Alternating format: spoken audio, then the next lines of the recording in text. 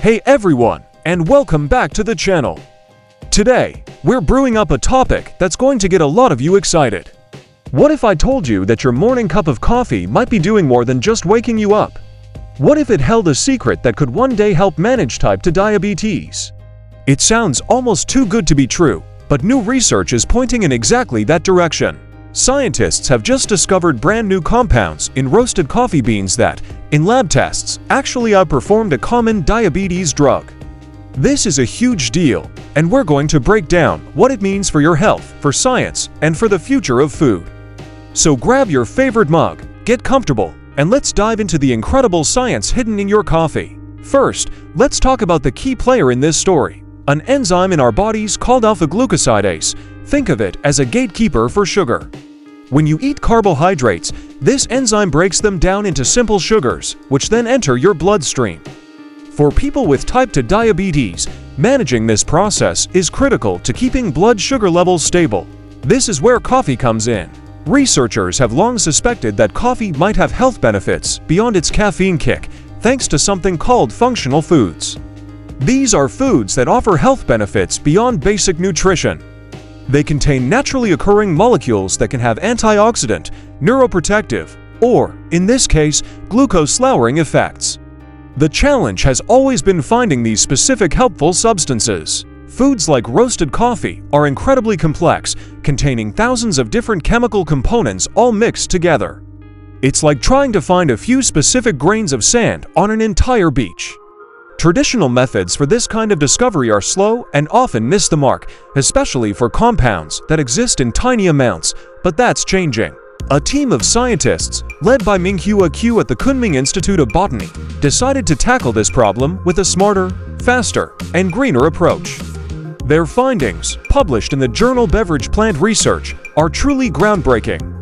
They developed a clever three-step process to hunt for specific compounds in roasted coffee Arabica beans that could block that alpha-glucosidase enzyme we talked about. Their goal was to find not just the common compounds, but also the super-rare, low-level ones that might be hiding powerful effects. First, they took a crude extract from the coffee beans and separated it into 19 different groups, or fractions. Then, they tested each fraction to see how well it could inhibit the sugar-releasing enzyme. At the same time, they used a powerful technique called nuclear magnetic resonance, or NMR, to get a chemical fingerprint of each group.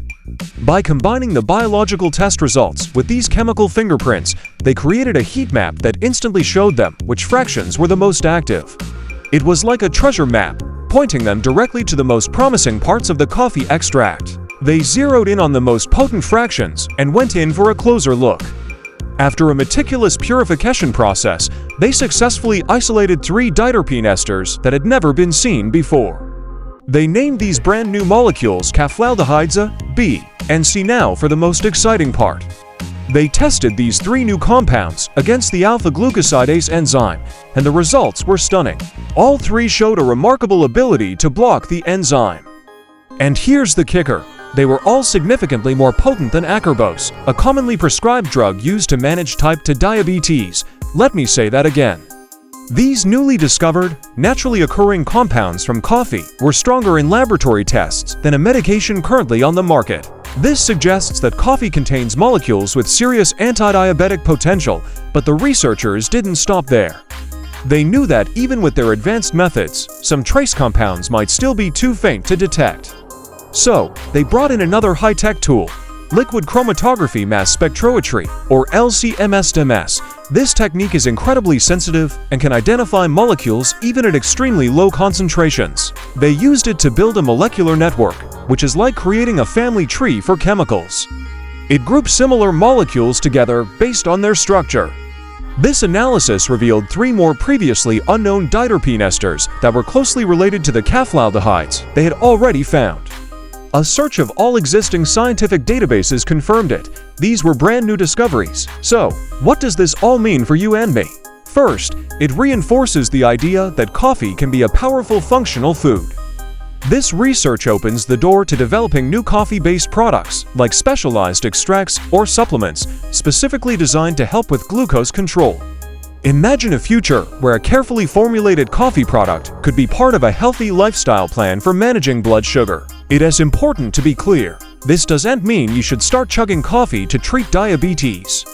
These are early-stage lab results, and much more research is needed.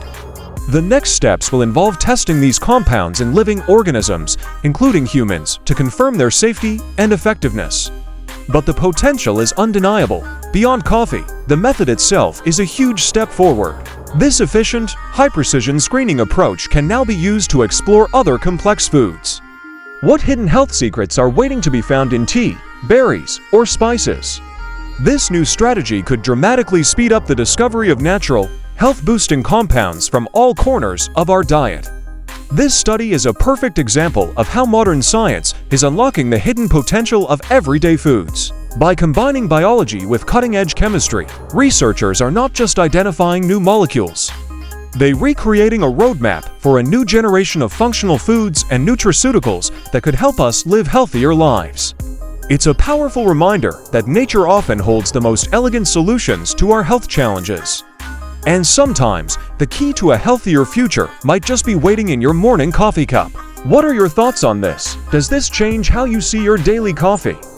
Let me know in the comments below. I'd love to hear what you think. And if you enjoyed this deep dive into the science of coffee, make sure to hit that like button and subscribe for more videos just like this one. Thanks for watching, and I'll see you in the next one.